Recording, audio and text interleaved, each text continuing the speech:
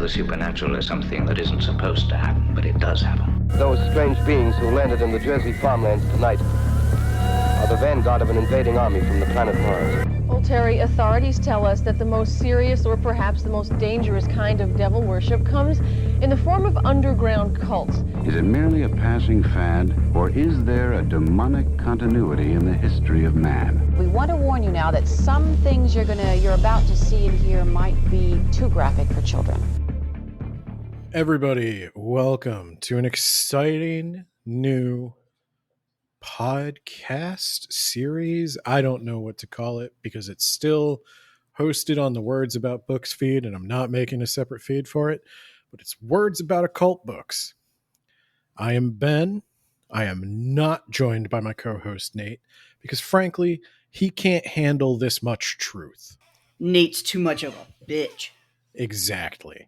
So instead, I've gotten my other self-proclaimed hot blonde, my partner in life and my partner now in podcasting, Spooky Shy. Oh, I never called myself a hot blonde. I'm a fat bitch. You called yourself a hot blonde on Nuzzlehouse's podcast. I have it recorded. Well, I don't remember doing that. Was I drunk? I don't drink. You said I needed to get another hot blonde. I ditched one hot blonde for another hot blonde. Oh, I must have been stoned. You might have been stoned. We were playing D&D. So this podcast, it started because I have an interest in the occult that I occasionally torture Nate with. Nate is a very scientifically minded person, a very concrete thinker. He does not enjoy ghosts in the way I do. That being said, I would say I'm a skeptic, just to get this out for anybody who might listen for the first time. I do not believe in ghosts. I wish I could believe, but I don't. So where do you stand, Shy? I wish it'd be really nice to know that, like, on the one hand, you always hear like, oh, your grandma's spirit hangs around you, and that'd be cool. That'd be nice. I loved my Grammy.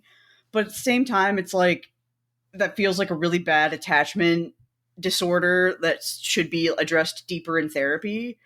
Like, and if anybody knew anything about my family and they tried to give me the whole like, oh, so-and-so is trying to tell you something, I'd be like, I already know what they have to say because they already said it before they died.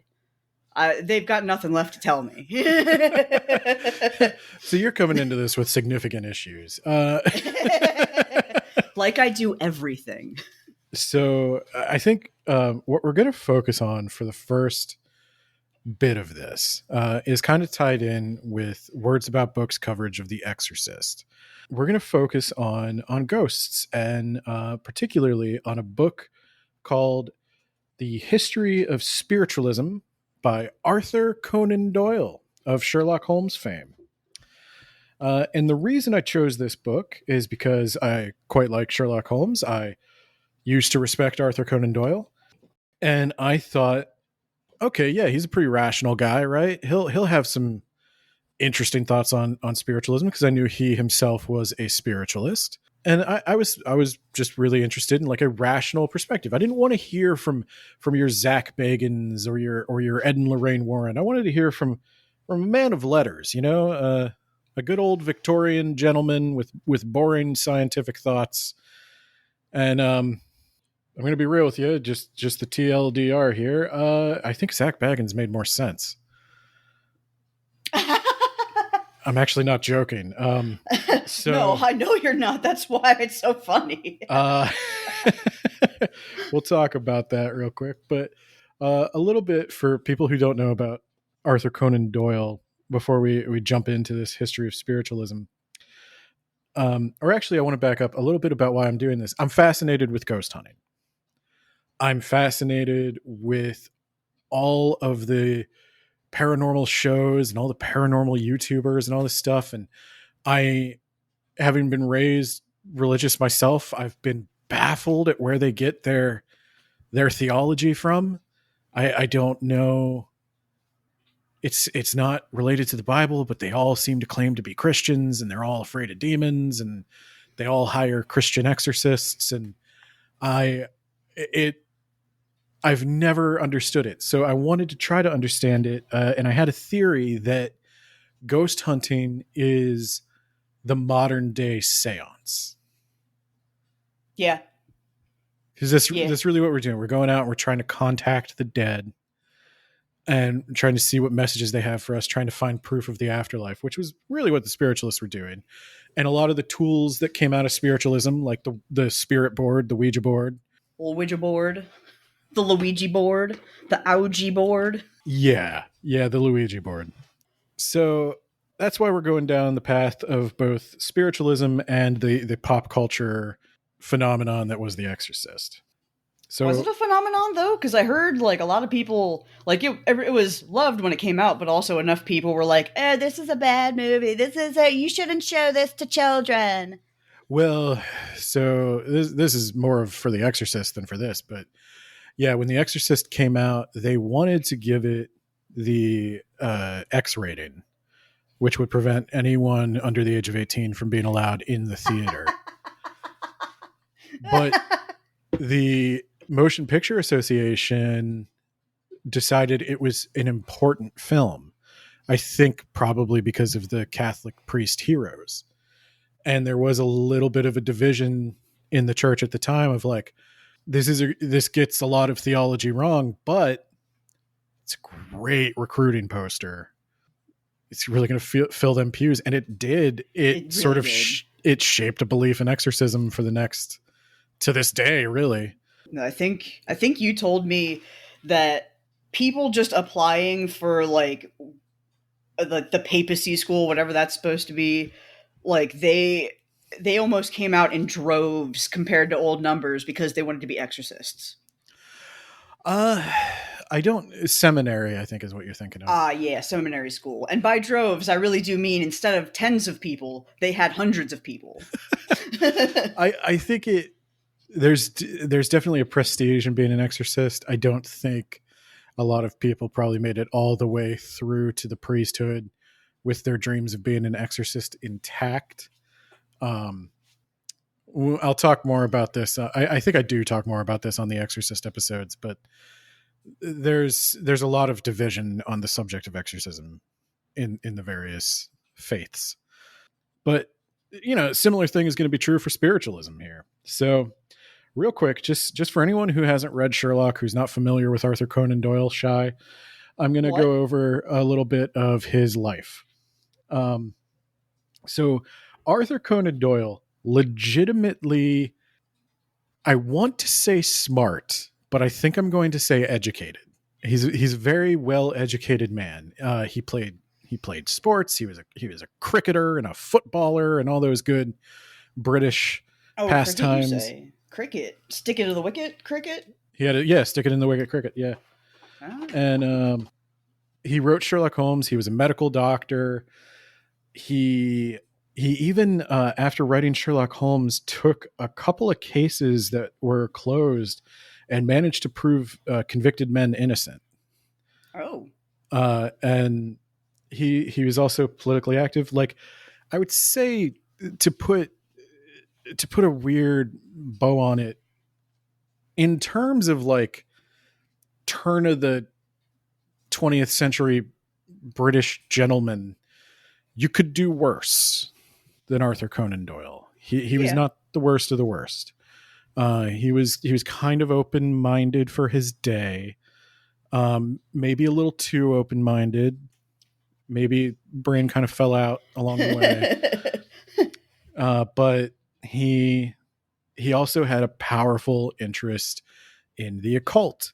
And there is a rumor I want to dispel right off the top, because it is a rumor I myself believed until I researched for this episode, that Arthur Conan Doyle got into spiritualism because of his grief over his son who died in the First World War.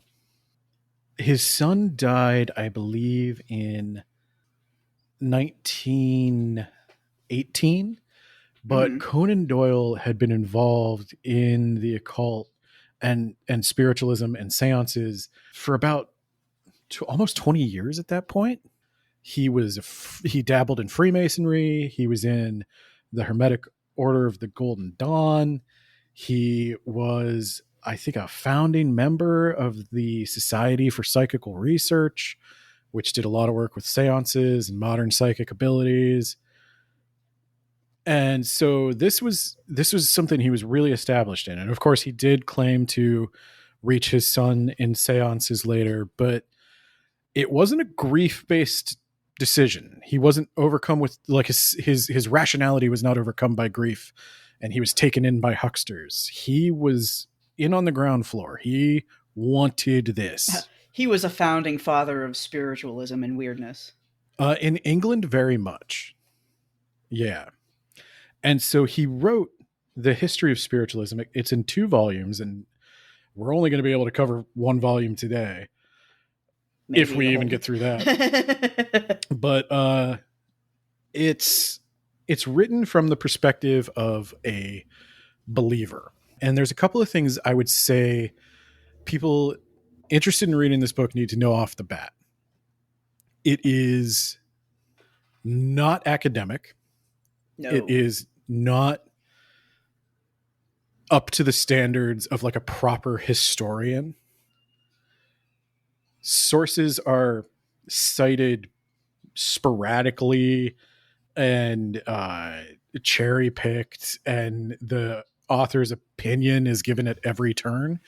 And he kind of states that he's going to do that. He says that this is coming from the perspective of a believer. He wanted the history to be documented by somebody within the movement who's sympathetic to the movement, who's going to treat it. I don't think that's a very objective thing to do. He's not trying to be objective. He's a believer. Already a bad way. And he kind of approaches this with a tone that takes some getting used to, because we are reading this 100 years in the future. Yeah. And we know how it turned out. Yeah. And he doesn't. Oh, but maybe according to him, he might. No. No, he makes some predictions that don't hold up. Though he does warn against spiritualists giving predictions. So there's that.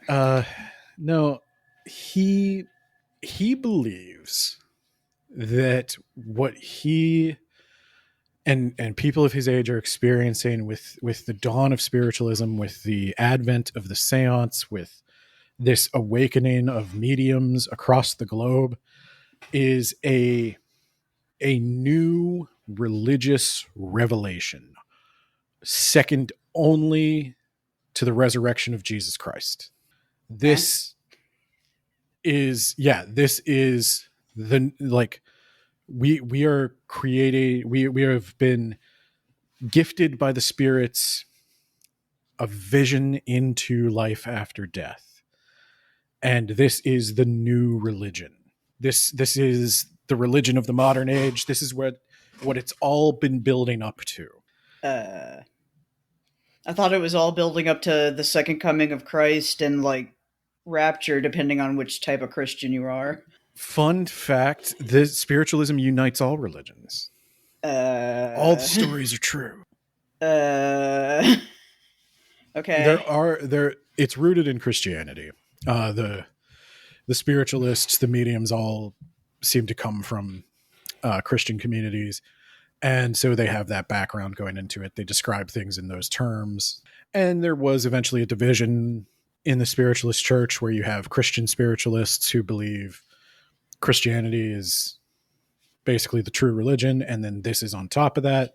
Then there are spiritualists who believe that Christianity is, one path among many, and spiritualism is the only thing that really we can validate.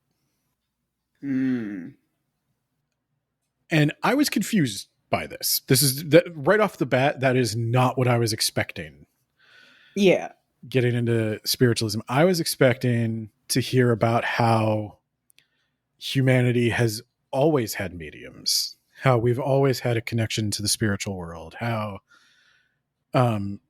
exercising those powers has been frowned upon or considered witchcraft, and how we're getting back in touch with that. We're figuring it. Because there's no way that we didn't learn in history class in school that there were medicine men who would also help heal like wounds of the mind or soul, essentially the first therapists. But like, I'm pretty sure I learned about that in school somewhere. Yeah. And I'm used to that. I'm used to that kind of Wiccan religion where it's a claim to an old tradition. Yeah. That was stamped out that we're getting back now that the church and society has become a little bit more open-minded and we're allowed to explore these things again. Mm-hmm. But not so. Conan Doyle argues that this is a new revelation, that there were no mediums prior to about 1700. Okay. And they all start around that time. And in fact, we're going to go through chapter by chapter, kind of as much as highlighting whatever points I feel are particularly relevant. Because for at least this first volume, it gets a little repetitive once we start getting into specific mediums. Mm-hmm. This is where they came from. This is how they got accused of being fake. This is why they're not fake. Yeah, they might have confessed to being fake, but no, they didn't really mean it. Mm-hmm. And it goes just in circles, like the ravings of a madman. It really is. I know I'm being dismissive, but I'm not kidding when I tell you, like, I cannot square the man who wrote this book with the man who wrote Sherlock Holmes. So let's dive in. Now, Shai, Arthur Conan Doyle is going to assume you know who this person is, so I will as well. Mm-hmm. I assume you have heard of Emanuel Swedenborg. Yeah, Sweetie Beatty, sure. Yeah, and you know his grand works? Of Sweden's burgers, yes. I think he is from Sweden. At least I got that right. Yeah. Maybe I'm a medium. He makes a lot of coy references in this first chapter to things that will come. And he says, first, spiritualists tend to think that mediumship began on March 31st, 1848. But we can trace it a little earlier than that, because there's at least one guy who displayed some mediumistic tendencies. Just one, Emanuel Swedenborg, the man we've all heard of. Now, Swedenborg, he was kind of a polymath. He was a great scientist. He made many discoveries. He discovered some elements. Like he was a legitimate science guy. And later in his life would become convinced that Jesus Christ came to him and granted him the ability to see into heaven and hell and communicate with demons and angels and people who had died, and that he was the next prophet. Did he also have syphilis? Because I heard syphilis does terrible things to the brain. It's possible. I don't know. Now, Doyle wants to point out that this is a little strange. You being a spiritualist, reading 100 years from now that spiritualism has been uncovered as the one true faith, you may find it odd that a man of such learning would develop mediumistic powers.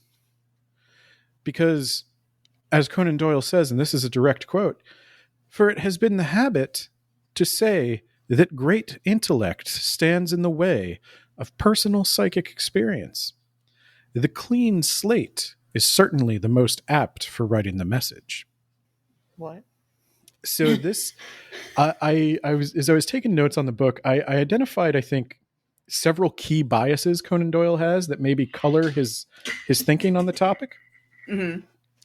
And the first bias I noted down was: the uneducated cannot trick the learned, nor can they have superior reasoning or insight. So the fact that most mediums come from impoverished, uneducated backgrounds is to their credit. how would they be able to trick me? They don't even know their Latin. There's plenty of ways to trick someone whose head is so far up their own ass. And that is the trap we fall into with Doyle. So Swedenborg is unique in that he's a smart guy. And I kind of wondered, and, you know, I think, have you noticed this phenomenon as well of like the Ed and Lorraine Warren effect of like every medium needs a partner who's not a medium, like a handler or something. Yeah, kind of. Yeah. Like Ed Warren, he's the demonologist. He's the scholar. He's the brains of this operation. He's the brains of this operation. And Lorraine Warren, she's got a lot of psychic powers in that hair. If you've ever seen her weird hair. And I kind of wonder if this is where this starts. And also, you know, I can't help but notice that a lot of mediums happen to be women. Yeah. And how do these misogynistic turn of the century men justify taking their orders from women? The spirits chose them because they're obviously I'm too smart for the spirits to have chosen me. I was going to say they would just make up something about how it's in the lady blood. There's a little of that. There's also in America, at least, the mediums, or the spirits, I should say, started giving the mediums these really progressive messages about how like all human beings are equal, women should be allowed to vote, and they're like, shit, man. Well, if the spirits said that, it's unusual for an educated man to be a medium. Yeah. But Swedenborg, he did it. He managed it, and he self-published a bunch of his writings on theology, and Conan Doyle hates his theology. He's like, obviously this guy was wrong about everything he said about religion, but what he was right about was that he could see the spirit world. There's all this nonsense right here. He definitely could see the spirit world, because the way he describes the spirit world is the way most mediums describe it. It lines up with what we'll hear later. Yeah. So you see, if I'm looking at, say, a new species of bipedal ape, a Bigfoot, if you will, because I notice it has big feet. Mm-hmm. And then 100 years later, somebody else also describes a similar bipedal thing. Well, maybe we were looking at the same thing. That lends credence to it. Like, it'd be weird if I said it looked like a Mothman, and then they said it looked like a Bigfoot. That's two different stories. We're just making stuff up. But if we both said we saw Bigfoot, that's two people that saw Bigfoot. That makes it twice as true.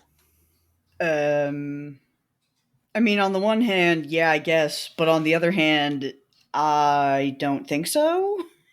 Conan Doyle laments that Swedenborg's followers, they believe in his magical powers.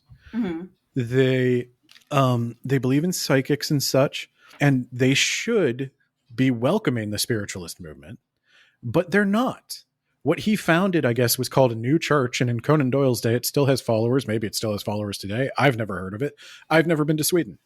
But he's like, we should join forces. They should lend their considerable resources to our cause. And it's a shame that they haven't. But aren't they wealthy? Can't they just do it themselves? They do, but you know, it's struggling in recent years because people keep admitting that they're faking it. Well, maybe they're faking it. No, that's not possible. I was there. I would have known. Okay. I'm an educated. I speak Latin. Okay. E tu, Brutus? Yeah, that is Latin. Swedenborg, he exhibits a few unusual characteristics for a medium. First off, he doesn't go into a trance. He's just sitting there and he's like, yeah, I see a ghost. It's right behind you. If Jesus liked you as much as he liked me, you'd see ghosts too.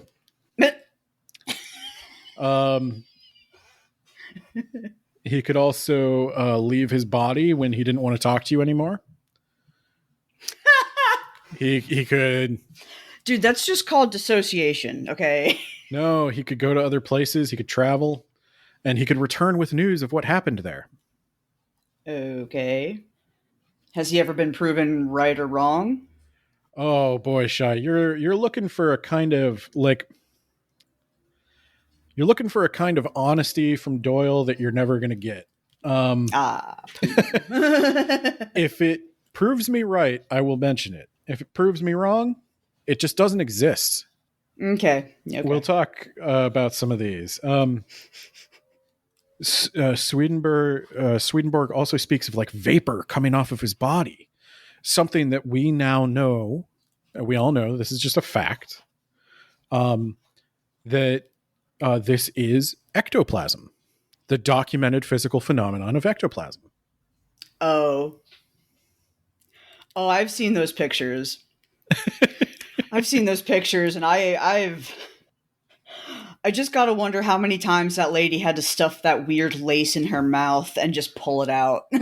So, for the listener, Doyle makes much of ectoplasm, which I'm guessing most people have only heard of in the context of Ghostbusters.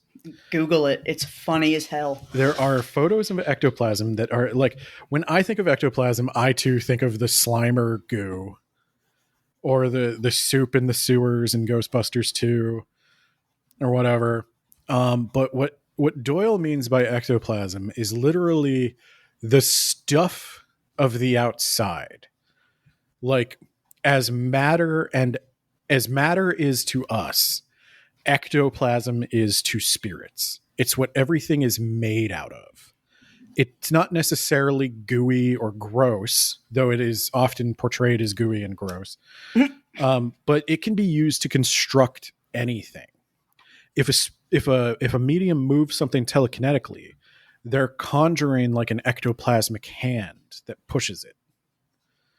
If a spirit manifests in a photograph or in front of you, you see a full body apparition. It's using ectoplasm to create something for light to reflect off of. It's an all-purpose medium of existence. It's that ghost goo, but it's not always goo. It will be referenced as a proven fact frequently.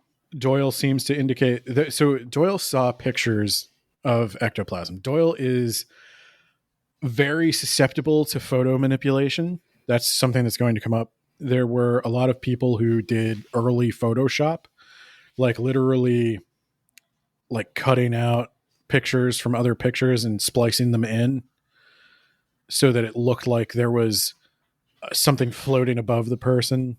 And because pictures at that time, I think, were still done on plates, it was really easy for them to just take a plate they just took a picture with some kind of pre-designed thing and then take another picture. The other picture will look clearer, like the more recent picture, and then the ghost effects in the background. This is actually something I know a decent amount about because randomly, when I was in middle school, I was like, I wonder how this is done. And it was right there in black and white. Like, oh yeah, just, use the same plate twice. Yeah, so what you're talking about is the spirit photography. Mm-hmm. But they also used that as I saw it in a little bit of the ectoplasm pictures. They used that effect to make the ectoplasm look less like the actual material that they were using to make it look all weird. I have literally seen somebody in some of these pictures cut a hole in the photograph, place a picture from a magazine into the photograph, take a picture of that, and then develop it and call it a manifestation. And Doyle falls for every single one of these. But if you Google ectoplasm photography and you find the old pictures, it's very clearly somebody spitting out cloth. Some kind of cloth. There will also be pictures of what looks like just strings of like stretched out cotton balls being like suspended from like somebody's mouth to some kind of like pinned up thing on like a thing above them. Yeah. Very silly. It's on its face. Now, I don't know if this is like photography is just such a part of my daily life that I see something that Doyle didn't. Like, you know, they say the first movie where they had the perspective of the train coming towards the Oh, the yeah, and audience. everybody in the theater freaked out. Yeah, everybody ran because they thought they were going to get hit by a train. Maybe there's something like that going on where it's like I'm just used to this and it's not shocking to me. But like anyone looking at those pictures in 2025 is going to be like, yeah, that's transparently, obviously fake. But those photos are what Doyle is referencing as the concrete proof of ectoplasm. So every time he brings up ectoplasm as a fact, just go look for yourself, see if you think it's a fact. And Doyle will also do this thing where, Swedenborg, he sees the spirit world, he sees all this stuff, and you might say he's crazy. You know, you might say he's lost his grip on reality. But what if I told you that he continued to have a thriving academic career, and he continued to work and to teach and to basically just be an all-around man of society. You know, he still was smart. What? How? Yeah, he wasn't crazy. He was smart. He saw ghosts and he discovered new elements. So the ghosts were probably as real as the elements. I should really look up when some hallucinogens were invented or discovered, because this all sounds like somebody's having like bad flashbacks every night after they're done with work. Well, he definitely wasn't taking LSD in the 1700s. I can tell you that. It would have been some kind of plant. That's what I said. Like, I wonder what kind of hallucinogens were around then, because like this definitely sounds like somebody's going home or like stopping at like maybe he took some of those den. like berserker mushrooms that the Vikings used to take. Yeah, but instead of going berserk, he turns into like super Christian.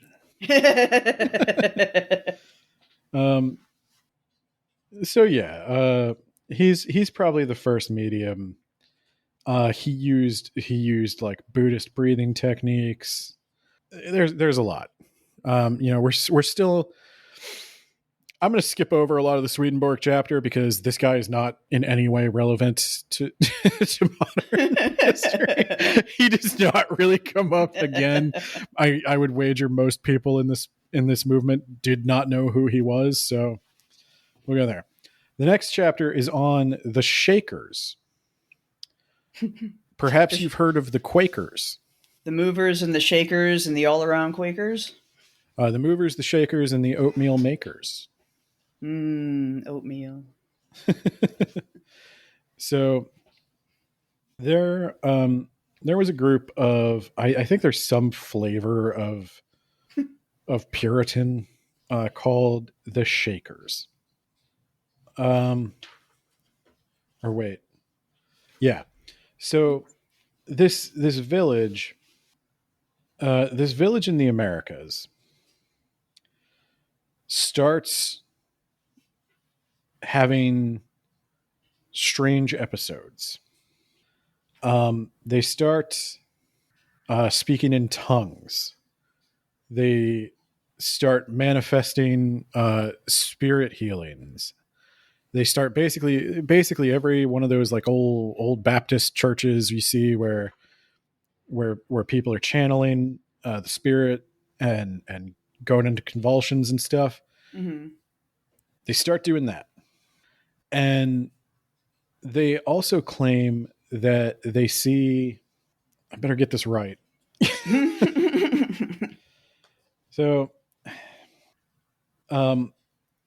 So they start having all these convulsions. They start acting weird. They start seeing spirits. And Doyle's kind of referencing this as a as a way to say that these people were experiencing a spiritual, a psychic awakening. But the Christianity of the time was too narrow-minded, too repressive to allow these gifts to flourish. And instead, they attempted to suppress them. And he starts talking in this chapter about how you need to understand what a medium's actually going through, right? Like when you get a message from the spirit, it can be very overpowering. It can be very confusing. It can be, and the spirits, they're just us. We're not like everything is spirit. We are spirits. They're spirits. We just happen to be on a material plane. They happen to be in another plane. And so they can be just as fallible as us. You might make a doomsday prophecy or something. It could be the guy screwing with you. Yeah. Yeah, maybe he just thinks it'd be funny to make you say a doomsday prophecy. It would be pretty funny. And so that's if a medium's ever wrong, doesn't mean they're full of crap. It just means the spirit was wrong. Yeah, it happens. Perhaps even tricking them. So this village, they are approached by, and we're going to use the term Native Americans. Yes, this book was written at a different time. They're approached by a group of Native Americans who request permission to possess these people and to do fun dances in their bodies. And the people accept, and they do. And there's all kinds of manifestations, physical manifestations. Doyle says that for some reason or another, Native American spirits are often channeled during like physical manifestations. Native American spirits seem to be especially affiliated with that. He gets a little racist about his theories as to why that might be.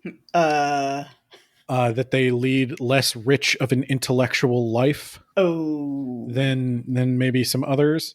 No. And that's why they are associated with more physical phenomenon. No. He also says that, bias, the Christian bias means you can't experience real revelation. You need to be open-minded to have the revelation. And so as Native Americans are often associated with this kind of phenomenon, one thing that lends credence to all of this is that many mediums have seen this, and many mediums have also seen that the leader of the Native Americans is one Henry Morgan, former governor of Jamaica. Perhaps you've seen his rum. Oh, yeah. Yeah, Captain Morgan leads ghost Indians to psychics for reasons that are still a mystery to us. we're not really sure why. World's greatest grift. He and some of his Native American buddies were just like, it'd be really funny. Doyle describes three phases, and these three phases occur a lot in manifestations of phenomenon. The first phase is trying to prove to the observer that the thing is real. This is why seances involve so many magic tricks. Okay. I can't just come to you and tell you that the spirit world exists. I need to prove to you that I'm real by knocking on your wall. Okay. Yeah. So then once you've accepted that I'm knocking on your wall, then we can talk. And I'll tell you some stuff. The third phase, and this is what the Shakers had an interesting theory on. The third phase is practical application. So what do we do with this new information? How does this help us live a better life or do whatever it is we're supposed to do? The Shakers came to the conclusion that the Native Americans were not there to teach, but to be taught. Oh. Because they had not yet heard the good word of Jesus Christ. But I thought that being Christian was a way to shut yourself off from being... Yeah, the Shakers were wrong about this. Maybe. Okay. So Doyle asks an interesting question. Like, right. So what we're going to learn here, Shai, is that there's different kinds of spirits, just like there's different kinds of people. And that you continue to learn and grow in the spirit world. So if you led a bad life, an unwholesome life, an unproductive life, let's say, you may start maybe in a hellish existence in the spirit world, but you have every opportunity to grow. It is not eternal damnation. You can get better. You can learn more. And there are beings in the spirit world who have been learning and growing since time immemorial. There are beings of extreme power and enlightenment in this world that could tell us deep mysteries of the universe, guide us into a better world, which is why we would want to listen to them. It's not all just knocking on walls and throwing stuff across rooms. There's enlightenment at the end of this tunnel. That's why we're here, right? Sure. That's why Zach Bagans is screaming at walls. Because one day a ghost is going to come through and tell him everybody goes to heaven. That's even I don't think that would be a good take. Well, so I guess then you got to ask yourself, what's the point of all this? What are we doing here? Yeah, like why are we trying to make this even more complicated for no reason? Well, why have a seance? Like what? Like at the end of the day, if the dead are just people, like why have a seance to talk to spirits? Why not just talk to other people? Yeah. Presumably the answer is that the spirits know something you don't, that it would be beneficial to you to know. To put it at its simplest possible motivation. The spirits can give you something you need. Okay, but why do you have to go through this third party to do that? Because you're probably too smart to talk to them yourself. That's a really backhanded way of calling somebody stupid. I'm not calling you stupid. I'm calling you intuitive. No. You're still calling me stupid. Well, okay. So with all this in mind, Shai, you may be asking yourself, if the Native Americans existing in the spirit world had access to, surely one of the other spirits could provide them instruction if that is what they required. Why did they need to possess the Shakers to receive the good news of Jesus Christ? Where's Jesus? Yeah. 1, why hasn't Jesus come to tell me himself? And 2, why did he send you guys to come tell us when we're already fully equipped with our own kind of like spiritualist soothsayers and stuff? I'm glad you asked, because they thought of that. One may well ask why the higher spirits over there do not supply this want. The answer given to the author upon one notable occasion was, quote, "These people are very much nearer to you than to us." This is apparently a higher spirit talking. You can reach them where we will fail. That doesn't really answer my question. My high-minded, like I'm an ascended master spirit thing. If I try to talk to them, it's just gonna sound like Yoda, and they're not gonna get it. So essentially, the spirits are just as racist as the people who are going to talk to them. In theory, yes. Yeah. I think according to the way this is supposed to work, they are exactly as racist as they were before, unless for some reason they change their mind. One would think that if you were in heaven, you would be not racist anymore. You would understand that, people are people. That doesn't matter who, where, what, and why. Just, whatever. Yeah.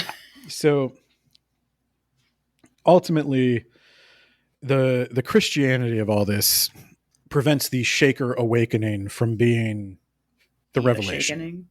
What's that? The ashakening? Yes, it prevents it from being the ashakening. The Shakers, they do not bring the message to the people. They become convinced that their own powers are demonic, and the whole thing gets muddied. I think instead of the spirits converting them to spiritualism, they accidentally converted the spirits to Christianity. So that's a whoopsie doodles. That's a whoopsie doodles on that. But we're getting closer to the big revelation. Oh. We're not there yet. We're not there at the HYDESVILLE incident. Not yet. HYDESVILLE incident. He's playing real fucking coy with what that is. Because again, he assumes, you're reading this 100 years in the future. You know what the HYDESVILLE incident is. It was one of the greatest events of human history. It changed everything forever. I know more about the molasses flood than the HYDESVILLE incident, and I don't know much about the molasses flood. I know that there was a molasses flood. The Boston Molassacre. That's what they called it in the newspaper at the time. Many people died, and horribly. I've heard the stories, and there's something that does not connect in my brain. It's like it's molasses. Oh my god. So I'm going to add a couple more biases at this point, because as we've said, when you go to the spirit world, you continue to grow on and on and on with no end in sight. Mm-hmm. So I think the second bias I equate to Doyle is that progress is a universal truth. Things get better over time. Like there is objectively better and objectively worse. Things aren't just different. They're comparatively greater or lesser. You are more evolved than your cat. Your cat is more evolved than a mouse. A mouse is more evolved than a bug. Like, these things are lesser creatures as you go down. They're not just different. They're not equally viable ways to create biological life that sustains itself. They're greater or lesser beings. Everything is trending towards a goal somewhere in the future. And that is the way he sees the world. And I think that's the way a lot of people at that time saw the world. You know, the theory of evolution just came about. It's that, the March of Progress, mm-hmm. where they show man ascending from the ape. Oh, yeah. Where it's not evolution's a messy thing of just whatever works at the time. It's a march of progress. Yeah. It was trying to get to us this whole time. It's trying to get to more and more intelligent life. Mm-hmm. Which is, of course, I do not believe is true. And then the third bias is that there just simply is an afterlife in a spirit world. We're going to assume that and then look for proof of it. We're not going to just, despite all his insistences on being open-minded, we're not going to say, there's a mysterious knocking, I wonder what that could be. We're going to immediately start trying to prove that the mysterious knocking is spirits. Sounds like flat Earth science. Yeah, well, I guess it would be confirmation bias. Yeah. It's the assumption. It's let's say it's the thing ghost hunters do, where there's an EMF spike. You're standing in a room asking thousands of questions all night, and some of them there's EMF spikes, and it seems that they're in response to your questions because you never stop asking questions. Eventually, the EMF is going to spike in conjunction with one of your questions, and so you're not just sitting there with an EMF meter monitoring for EMF spikes and trying to figure out what can make an EMF meter spike. You're assuming that it will spike and then looking for proof. You're assuming you just need to find what question will get a ghost will spike it in response to your question, and you just need to prove that. And that's a bad place to start from. And that's where Doyle starts from constantly. So there's a guy. Doyle calls him the prophet of the new revelation, Andrew Jackson Davis. Okay. A man named after several bad people. Yep. He has written the details of his own childhood in a curious book called The Magic Staff, which brings home to us the primitive and yet forceful life of the American provinces in the first half of the last century. The people were rude and uneducated, but their spiritual side was very much alive, and they seem to have been reaching out continually for some new thing. It was in these country districts of New York in the space of a few years that both Mormonism and modern spiritualism evolved. Not a good thing to proclaim, I'd say. I'd say Mormonism made it further than spiritualism by a long shot. Oh, yeah, but it is what it is. Yeah. So Davis, he begins to develop psychic powers. And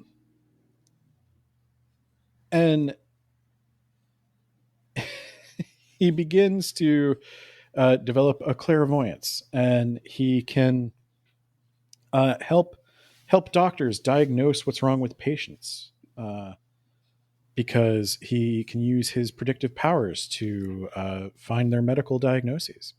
I actually saw, I forget what show it was back in like the early 2000s, but there was a show that was like out to find people that had like extraordinary abilities.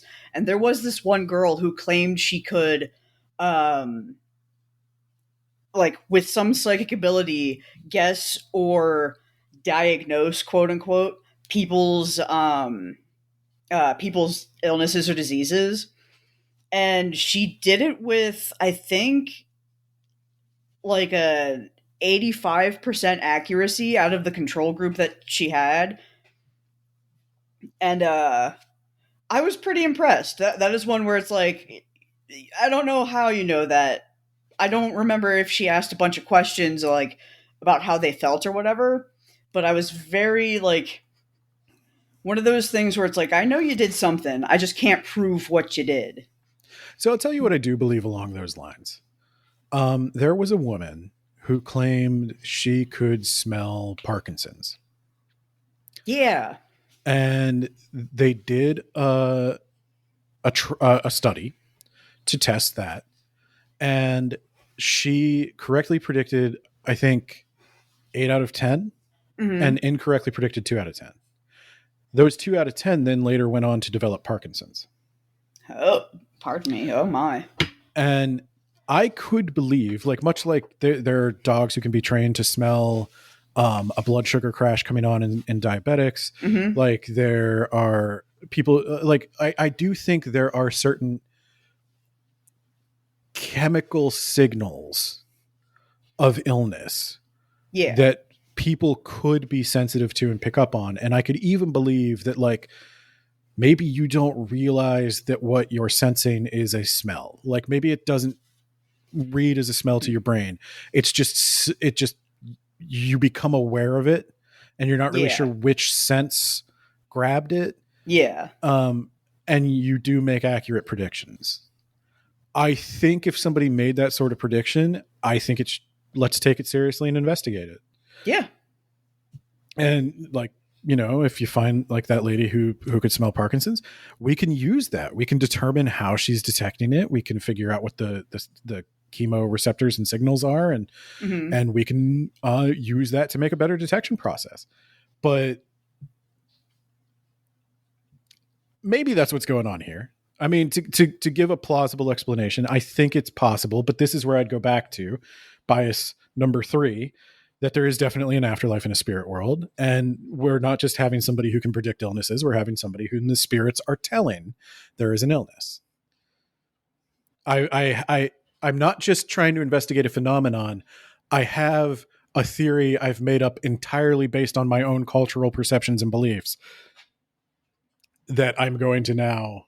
It's like, I guess the spirits have X-ray vision, so they can just look into you and see, like, oh, it's the butthole cancer.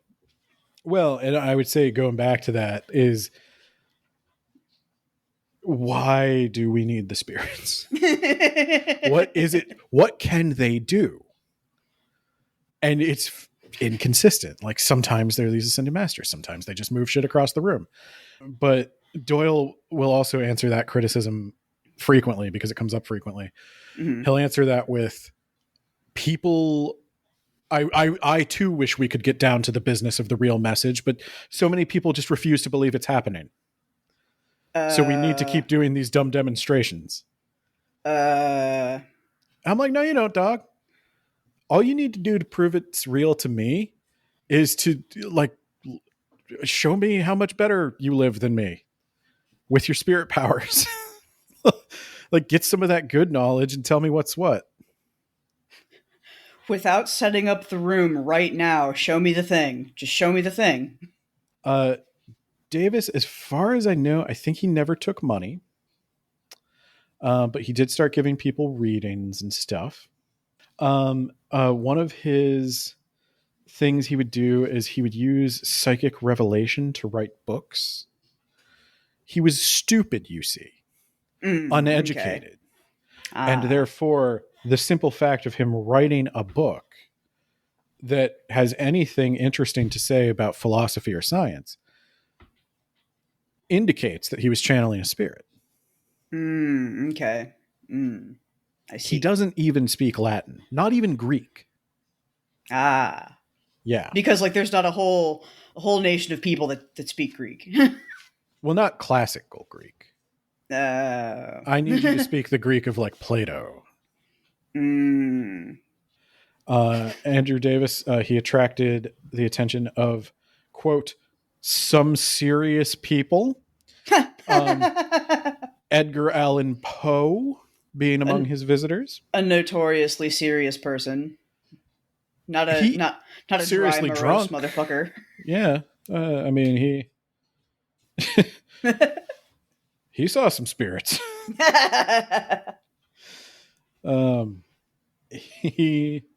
He also talks about how he could astral project.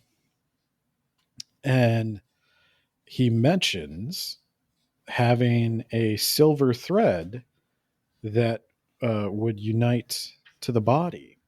And I think that, I don't know where that's one for me to research a little bit, the silver thread. That's a big belief, and I don't know where it came from. No, even I've heard of, like, the idea of there's, like, some kind of thread, and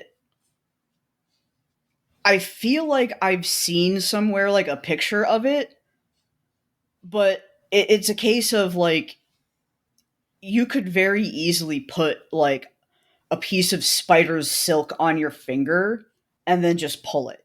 And nobody will see it's on your finger because it's a spider's silk. It's practically invisible if you, like, arrange it the right way. Have you ever heard, though, of the concept of like if you're astral projecting, that there is a silver thread that unites you to your body, and if it's cut, you die? Yeah, I've heard of that. I don't know where that comes from. I think that comes from a very roundabout retelling of the what are they, the fates that share an eye, and they have the scissors that can cut the strings of life. Yeah. Like that very much sounds like something along the lines of that. But I also feel like most like ancient myths had some kind of concept like that, of some kind of tether. This is definitely not like a new revolutionary idea, but it would be to a lot of people who at the time had no access to ancient mythologies. You have no idea if it's just a coincidence or not, but like in Norse myth, you've got the Norns, 3 women who carve the fates of people into the world tree. Mm-hmm. There's no thread there, I guess, but no, but it's a similar thing of like you are making permanent this person's existence, their essence almost. So we should get to Davis's prophecies. So I'm going to quote from Doyle here. The prophetic power of Davis can only be got over by the skeptic if he ignores the record. Before 1856, he prophesied in detail the coming of the motor car and of the typewriter. How could he have done that? Yeah. What? So this is the prediction he makes for the motor car. Somebody asks him, will utilitarianism make any discoveries in other locomotive directions? Yes. Look out about these days for carriages and traveling saloons on country roads, without horses, without steam, without any visible motive power, moving with greater speed and far more safety than at present. Now that sounds kind of like a car, but also like, what was that thing about traveling saloons and without... Yeah. There is a visible motive power. Yeah. Like, it sounds more like... I was going to say a bicycle. I was like, no, they existed, and you could see the feet moving the bike. Well, like, you could see exhaust coming out of a car. Yeah. And especially then, you could hear the rumble of the engine. Yeah. So that's kind of like a car. I guess there's something there. Do you perceive any plan by which to expedite the art of writing? This seems like a weird question to ask. Yeah. Yes. I am almost moved to invent an automatic psychographer. That is, an artificial soul writer. It may be constructed something like a piano, one brace or scale of keys to represent the elementary sounds, and another lower tier to represent a combination, and still another for a rapid recombination, so that a person, instead of playing a piece of music, may touch off a sermon or a poem. That's not a typewriter. No, that sounds like autocorrect. That's madness. It sounds like he's talking about a piano that plays speech instead of music. And that's not a typewriter. Well, and they had printing presses then at that point. Like, yes. So the idea of like making printed text wasn't like that foreign of an idea. I feel like the idea of pushing a key and having it shoot forward and with ink on it. Yeah. Like, I feel like those, the idea of the typewriter is not that complicated. Okay, so I have 2 issues with this. And I mentioned the prophecy specifically because I think it points to a problem that pervades the book, and it's these biases.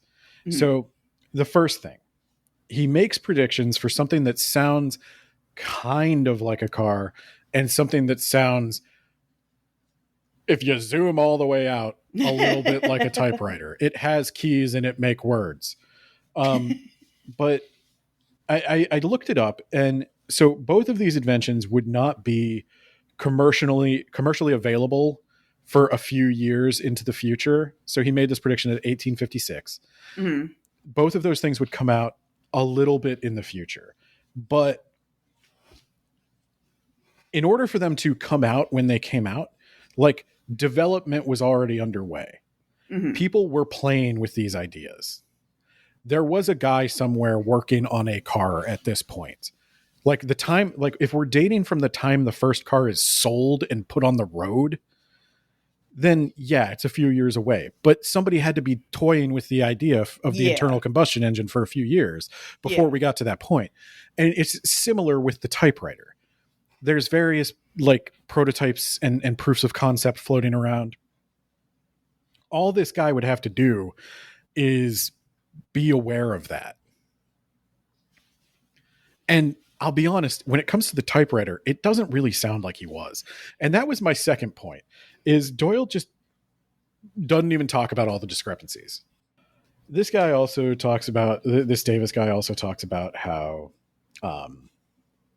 he was inspired by Swedenborg, and that lends credence to the Swedenborg thing. And he makes some reference to a prediction about what is going to happen at Hydesville on March 31st, 1848.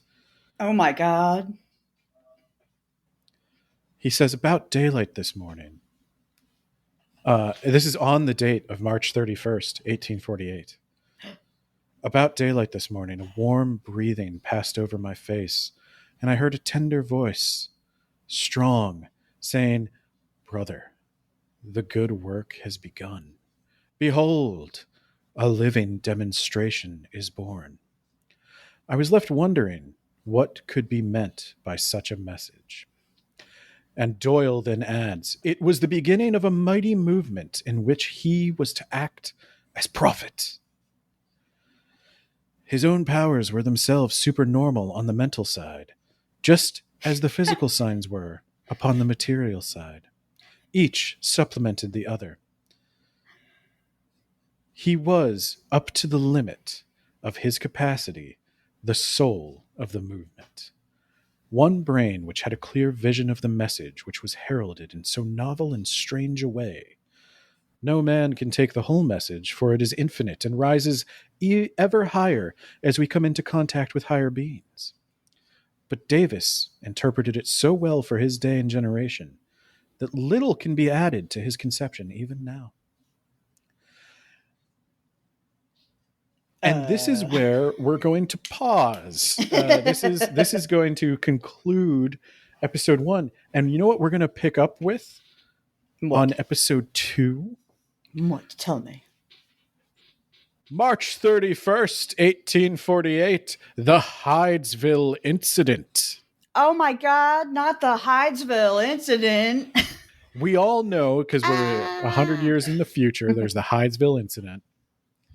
It's the day everything changed. We all remember it. It's a holiday. We all get it off work. Sure. Yep. So, all right. That's going to do it for this. We're going to do probably one more episode on Volume 1, and then we'll tackle Volume 2, Volume 2, I'm hoping will be a little bit more fun than Volume 1, because Volume 1 is just a series, spoiler for next episode, it's just a series of mediums who aren't very convincing, but Doyle tells you why they're convincing anyway, even if they told you they were fake. I'm so excited. It's these fake mediums, they're not like your Patty Negri, your modern day mediums who are solid, rock fucking solid. Yeah. I do get a kick out of the fact that you got to be stupid to be a medium. And you know how, like, Zach Baggins develops his mediumistic powers as he goes along? He becomes dumber as he... Yeah. That's what I thought. So anyway, I hope you enjoy this weird little show. We're going to be covering a lot of weird little books like this. This is not a little book though. It's a long book. It's too long of a book. And if you think I'm being harsh on it, read it, please. Yeah, let us know what you think. Let us know what books you'd like to see, and we'll catch you next time.